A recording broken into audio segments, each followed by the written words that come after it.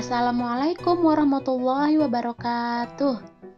Hai anak-anak level 1, bagaimana kabar kalian hari ini?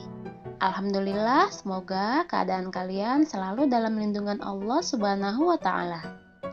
Anak-anakku, hari ini kita akan belajar agama Islam, pelajaran ke-5, yaitu cinta Nabi dan Rasul.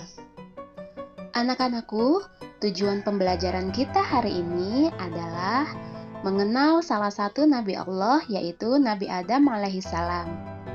Bagaimana ya cerita beliau? Tapi sebelum itu, kita akan membahas tentang apa sih perbedaan antara Nabi dan Rasul. Nabi adalah orang yang mendapat wahyu atau petunjuk dari Allah Subhanahu wa Ta'ala. Sedangkan Rasul adalah orang yang mendapat wahyu dari Allah Subhanahu wa Ta'ala dan menyampaikan kepada umatnya. Ya, kita akan mendengar kisah Nabi Allah yang pertama, yaitu Nabi Adam. Kisah Nabi Adam alaihi salam. Setelah Allah menciptakan alam raya dan menyempurnakannya, bumi telah menjadi hijau, dipenuhi hutan belantara. Lautan membentang, danau-danau dan sungai-sungai yang panjang, hewan-hewan pun telah berkembang biak di dalamnya. Sementara itu di surga, Allah mengumpulkan para malaikat dan berfirman, "Sesungguhnya aku hendak menjadikan khalifah di muka bumi." Para malaikat bertanya, "Apakah engkau hendak menjadikan orang yang merusak dan menumpahkan darah di sana, sedangkan kami bertasbih memujimu dan mensucikan namamu?" Allah berfirman, "Aku mengetahui apa yang tidak kamu ketahui." Kemudian Allah menciptakan manusia yang hendak dijadikan khalifah itu adalah dari tanah liat kering. Setelah sempurna penciptaannya, Allah meniupkan ruh ke dalamnya. Manusia pertama ini dinamai Adam. Berbeda dengan para malaikat, Adam dikaruniai akal sehingga mempunyai kemampuan berpikir yang kuat.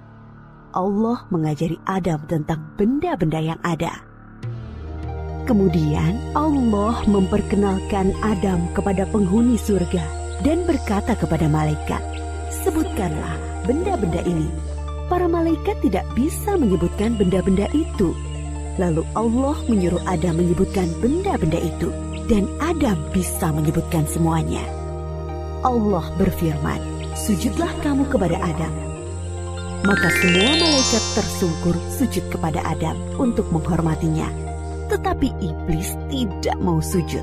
Allah menegur iblis, "Kenapa kamu tidak sujud kepada Adam?" "Aku lebih baik dari dia. Engkau ciptakan aku dari api, sedangkan dia dari tanah." Allah berfirman, "Keluarlah dari surga. Kamu terkutuk dan terlaknat sampai hari kiamat." Iblis lalu berkata, "Ya Robbi, berilah saya umur panjang sampai hari kiamat, dan aku akan menggoda dan menyesatkan semua manusia, kecuali hamba-hambamu yang ikhlas di antara mereka." Allah berfirman, "Kamu diberi umur panjang sampai hari yang ditentukan. Sesungguhnya kamu tidak bisa menjerumuskan hamba-hambaku. Yang mengikutimu hanya orang-orang yang sesat." Adam tinggal dengan bahagia di surga. Kemudian Allah menciptakan Hawa, wanita pertama dari tulang rusuk Adam. Semakin bahagia, Adam dan Hawa tinggal di surga. Semua serba ada dan indah luar biasa. Makanan lezat berlimpah, baju beraneka dan indah, istana megah, sangat nyaman untuk tempat tinggal. Mereka bebas berjalan-jalan ke seluruh penjuru surga yang teramat luas dan indah. Allah hanya melarang mereka berdua mendekati sebatang pohon. Adam dan Hawa patuh terhadap larangan itu. Mereka tidak pernah mendekati pohon terlarang itu. Iblis yang mendengarkan larangan itu langsung menyusun rencana. Dia berusaha sekuat tenaga dan menggerakkan segenap pikiran untuk menjerumuskan Adam dan Hawa agar melanggar larangan Allah. Allah yang Maha Tahu memperingatkan Adam dan Hawa, Hai Adam, setan itu adalah musuhmu dan juga musuh istrimu. Berhati-hatilah, jangan sampai dia mencelakakan kalian dan mengeluarkan kalian dari surga. Iblis selalu mencari kesempatan untuk menggoda Adam dan Hawa dengan berbagai cara, halus maupun terang-terangan. Dia berusaha agar mereka berdua melanggar larangan Allah, mendekati pohon terlarang. Iblis berkali-kali membujuk mereka dengan bersumpah bahwa dia hanya menginginkan kebaikan dengan kebahagiaan Adam dan Hawa. Iblis berkata, Pohon kuldi adalah pohon kekekalan. Jika engkau memakan buahnya, maka akan kekal seperti para malaikat di surga. Dia juga berkata akan menunjukkan kepada mereka kerajaan yang kekal. Begitu gigihnya iblis membisikkan rayuan-rayuannya. Akhirnya Adam dan Hawa tergoda untuk memakan buah dari pohon terlarang itu. Begitu mereka mencicipi buah itu, hilanglah baju indah yang mereka kenakan. Mereka sangat malu dan seketika takut kepada Allah. Mereka menutupi tubuh mereka dengan daun-daun surga. Allah menegur mereka, bukankah sudah kularang kalian mendekati pohon itu?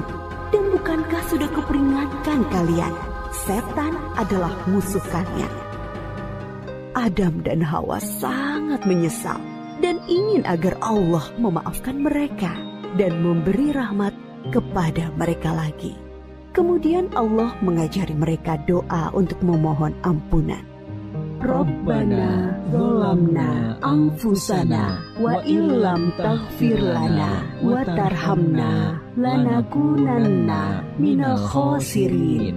Ya Allah, kami telah menganiaya diri kami sendiri, dan jika Engkau tidak mengampuni kami dan merahmati kami, pastilah kami menjadi orang-orang yang rugi. Kemudian Allah menerima taubat Adam yang sungguh-sungguh dengan memberi ampunan, tetapi tetaplah keputusannya. Turunlah kamu semuanya ke bumi, sebagian kalian akan saling bermusuhan. Di bumilah tempat tinggal kalian. Maka turunlah Adam dan Hawa ke bumi meninggalkan segala kesenangan dan keindahan surga. Mulai saat itu, mereka mulai mengupayakan makanan, pakaian, dan rumah dengan tangan mereka sendiri. Ketika Adam dan Hawa diturunkan ke bumi, mereka ditempatkan terpisah. Setelah bertahun-tahun saling mencari, akhirnya mereka bertemu di Padang Arafah, di Jabal Rahmah. Mereka berdua bekerja keras dengan tenaga dan pikiran untuk membangun kehidupan di bumi dan terus tekun beribadah kepada Allah Subhanahu wa Ta'ala. Memang di bumilah penugasan Adam sebagai khalifah. Adam dan Hawa dikaruniai 20 pasang anak kembar, masing-masing pria dan wanita. Sejak saat itu, manusia terus berkembang di bumi dengan mengemban tugas sebagai khalifah atau pengatur alam raya. Kisah Nabi Adam ini mengingatkan kita bahwa iblis dan setan-setan pengikutnya akan terus gigih berusaha agar sebanyak-banyaknya manusia menjadi sesat dan masuk neraka bersama mereka kelak. Namun jangan takut, godaan iblis dan pasukannya tidak mempan terhadap orang-orang yang ikhlas berserah diri kepada Allah. Nah, anak-anakku, dari kisah Nabi Adam tadi, kita bisa mengambil beberapa hikmah. Yang pertama, kita harus meminta maaf jika kita melakukan kesalahan. Yang kedua, kita berjanji jika tidak akan mengulangi kesalahan tersebut. Kemudian yang ketiga, kita juga tidak boleh memiliki sifat sombong seperti sifat yang dicontohkan oleh iblis. Nah, anak-anakku, demikian pembelajaran kita hari ini. Semoga apa yang Ustazah sampaikan bisa bermanfaat untuk kalian semua ya. Ustazah tutup. Assalamualaikum warahmatullahi wabarakatuh.